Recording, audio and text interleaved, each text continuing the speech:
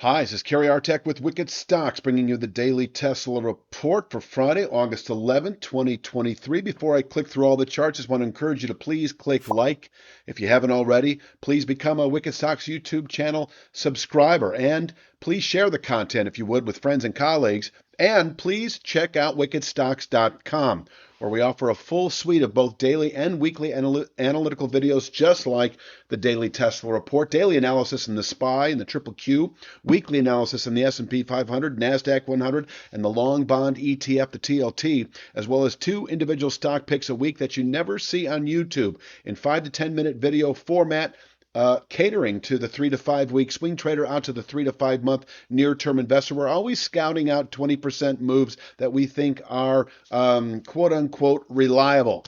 Anyway, here we are, a daily analysis Friday, August 11th in Tesla. Let's take a look at the weekly chart. Start with the big picture, work our way in. Just a reminder that over the last couple of months, we have quite a bit actually tested this midterm channel top at 296.65. Midterm for me is basically can contain monthly buying or selling. Long term is like quarterly and out, even annual.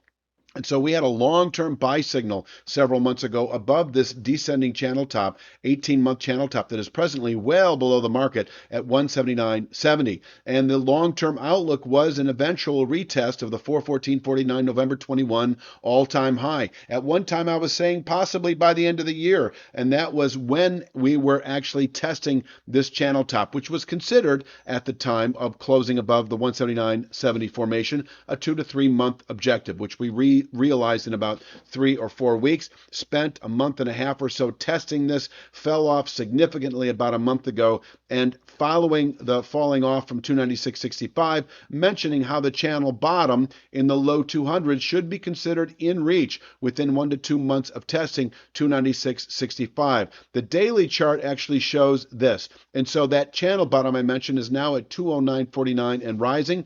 That is the 1 to 2 month attainability, and has shifted from merely being attainable, like considering it a realistic downside objective, to a clear-cut sell signal as of Wednesday settlement below the 250.49 speed line. So 250.49 can contain buying through next week, and below it, still anticipating the 209.49 rising channel bottom over the next 2 to 3 weeks. And over the next 2 to 3 weeks, it happens to converge with that 217.65 February 23 high. So this is our zone, our targeted zone of support. If you're a 2 to 3 week swing trader, you're short Tesla, for instance. If you're not short the stock, you may be scouting out 210 or 215 out of the money puts that don't expire for at least a month. That is the play. And working our way down today, I'll take a look at a couple of charts here. I'm going to zoom in and talk about this trend line at 238.75. So holding below 250.49, that long-term speed line,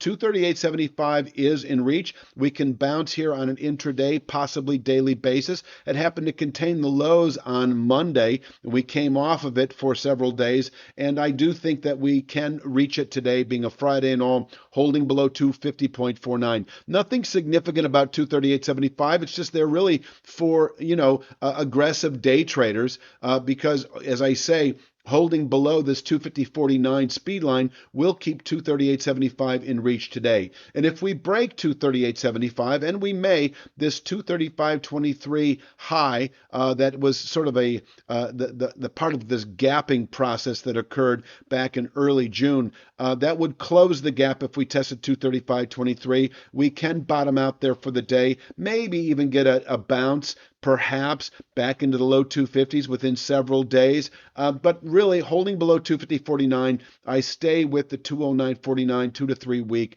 objective. And if we settle today below 235.23, we could perhaps by the end of next week, but I'm just going to narrow it then to inside of 2 weeks, that we should then test that target at 209.49, where profits can be taken on short positions, whether they are for 3 to 5 day swing traders or 3 to 5 week position traders or 3 to 5 month near term investors, because 209.49 happens to be one of those structures that may well contain selling through the rest of the year. And from there, we can turn back up to, the channel top that still exists at 296.65 and rising gradually. So I will just say that, if we happen to test 209.49 over the next few weeks, I'm just going to put it out there right now, you may reach for 300 or 310 out of the money calls that don't expire for at least, I'd go 6 months out on that. It may only take 2 or 3 months, but that would be the dynamic that I think is the likely, dynamic that we're looking at right now.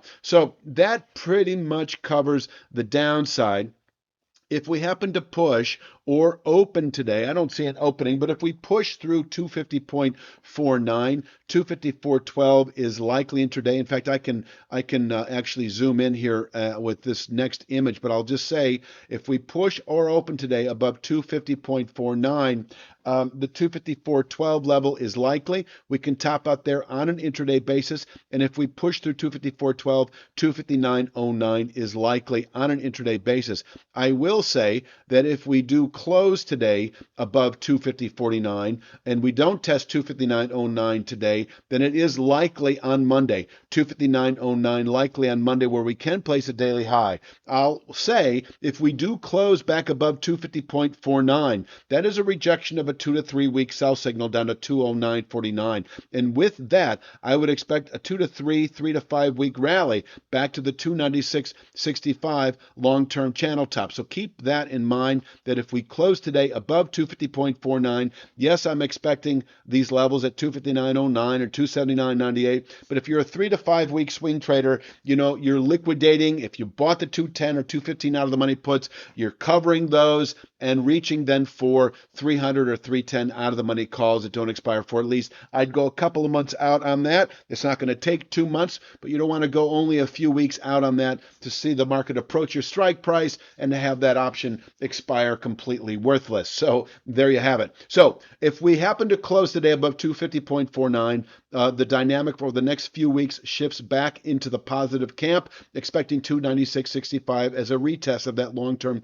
channel top. But of course, we have these levels inside that are worthy day trade and swing trade levels. So I'll mention that 259.09, even if we happen to push or open above 250.49, the 259.09 level, well suited to contain daily buying pressures. And we may even fall off here into early next week. The settlement above 259.09 is a clear momentum reversal event, and I would expect possibly within 3 to 5 days, 279.98. So, 3 to 5 day swing traders go long above 259.09.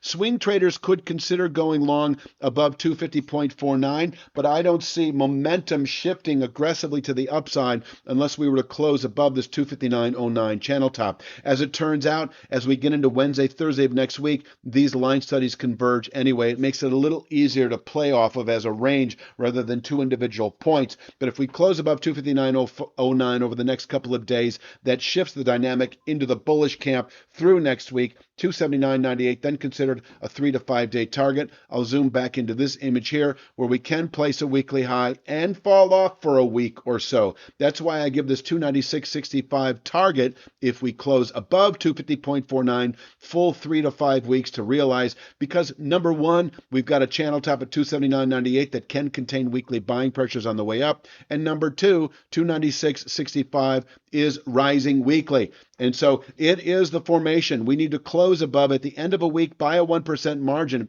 This week's magic number is 299.62. That's not going to happen. But if it does happen over the next month or two that we settle above 296.65 at the end of a week by a 1% margin, aggressive bullish continuation through the rest of the year, that 414.49 all-time high, then likely to be realized within 3 to 5 months.